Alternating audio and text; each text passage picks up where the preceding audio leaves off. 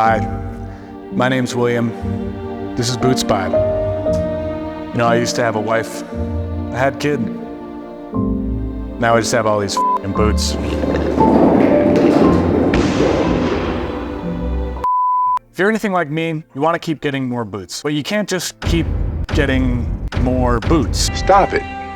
Get some help. So I'm breaking this video into 3 parts. First, I'm going to share 3 ways to know if you are a boot collecting degenerate. I'll dive into what I consider to be the perfect 5 boot collection. And finally, I'm gonna share a hack that you can use to keep buying as many boots as you want. Okay, maybe not as many as you want, but maybe a 1/10 of what you want, and that's still pretty good. If you have 5 pairs of boots, well, sounds like you like boots a lot. But if you have 7 or more pairs, well, then you're a degenerate. Don't worry, there's lots of us out there.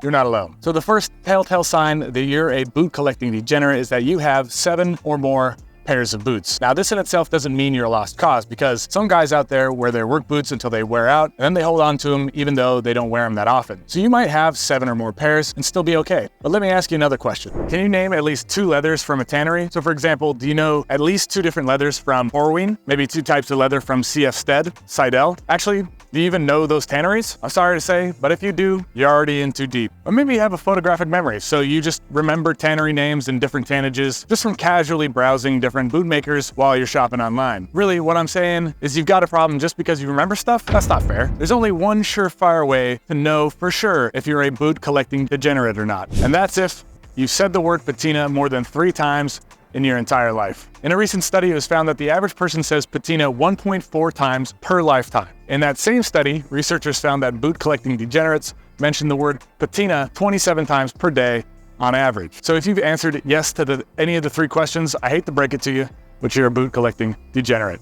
But there's hope. You see, there's over 5,000 of us right now bearing this burden together on the Heritage newsletter by BootSpy. Not only do we enable each other's boot habits, but we also enable one another's slow descent into denim and Heritage fashion as well. Find help in the first link in the description down below. You're gonna get a new edition of the Heritage newsletter every Thursday evening. You can't get help until you've hit rock bottom. Let the Heritage newsletter by BootSpy help you find rock bottom. Okay, so real talk. I have something like 50 or 60 pairs of boots just based on the nature of what I do, and I really prefer just having a few pairs around the house. A few months ago, I moved BootSpy into an office and moved my entire boot collection here, and I sort of marked all of those boots here as for content creation work, if that makes sense. I slimmed down the number of boots I regularly wear to something more like 5 pairs, which to be fair, is still kind of a lot. So I'm gonna share with you how I put together my ideal 5 boot collection. I like just having a go-to boot that by default I wear every day. For me, this is a basic service boot. Depending on the service boot you get, you can steer more towards rugged styles or you can go a little bit more on the dressy style. Make your choice based on what you do for work and your personal style. I like a basic brown boot like the one you see here. This is gonna be the most versatile. This right here is the Grandstone Diesel. It's what I'm wearing most days, the basic plain toe boot that's made really well with excellent materials. I like the leather a lot, they're comfortable, plus the style is versatile so I can wear them with pretty much anything. Another good option is the Thursday Captain. It's under $200, so it's a great place to start. And if you want more of a rugged style, then the Red Wing Iron Ranger, it's a classic. So I love the basic 8111 amber harness leather. This is the brownest brown. Once you got your everyday boot, depending on what your weekly activities look like, you're gonna want one of the 2 following styles.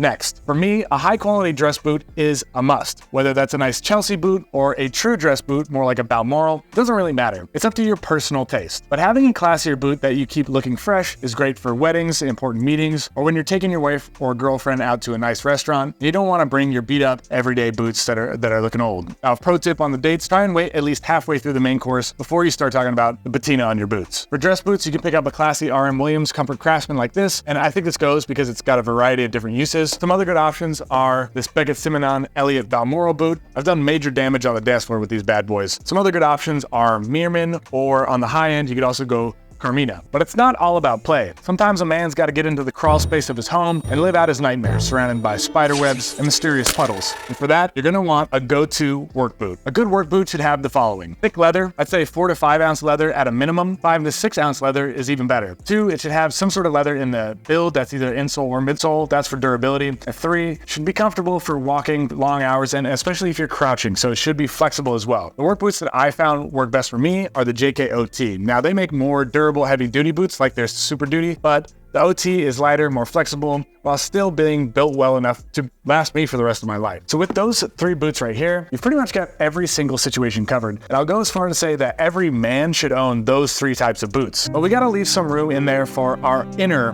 boot collecting degenerate to have some fun. The last 2 boots of this 5 boot essential collection, they're really up to you. In fact, let me know in the comments what other 2 types of boots you'd get here or how you'd categorize them. I'll just tell you what I did. I think having a second boot that you kind of switch back and forth with your first boot in the collection, I think that's a good move. For me, this is something like a mock toe boot. Some good examples are the Red Wing Classic mock toe. I also have the Red Wing Sawmill, which I really like, or the Grant Stone Brass. This is also great. These are all basic boots, but they're a little bit different than your #1 daily boot. Now, if you don't like mock toes, that's fine. You could also get a cap toe service boot. That's another option if your first one was a plain toe, or vice versa if you're going to do it like this way. I'll say too, it's a good option to consider getting a black boot for your second main boot. That way you're going to cover all your style basics, so you can wear black jeans with your black boots, and then you have your brown ones as well. But again, that's up to you. I'll just say I don't find black leather as exciting as various brown leathers out there, so that's why I mainly have brown boots. Now, what I've done for my 5th boot is something that's unusual. How else is everyone going to know that you have a dark obsession if you're not flaunting it every once in a while? I mean, am I right? For me, that's the engineer boot. While I love the style of engineer boots, this one right here is the Wesco Mr. Lou. There's lots of different unique types of boots out there that might catch your eye more.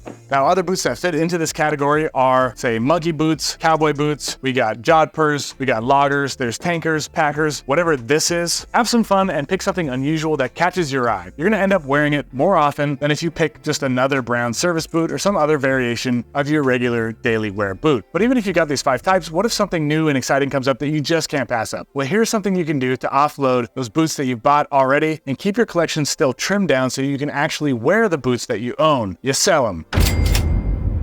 A few of the best places to free up space and a bit of cash for your next pair of boots are 1, the Goodyear Welt subreddit, eBay, or Grailed. These are also great places to find your next pair of boots if you're on a budget, but you still want to beef up your collection a bit. The right people are on these sites, and they often know the value of the boots that you're selling, so you can get a decent amount back, even if your boots are fairly worn in. Of course, this is all pretty rich coming from me. I say trimmed my collection down to 5. I still have over 50 pairs, and I got a freaking office just to justify it as part of my business. So anyway, if you want to see what my 11 favorite boots are right now, then check out this video next.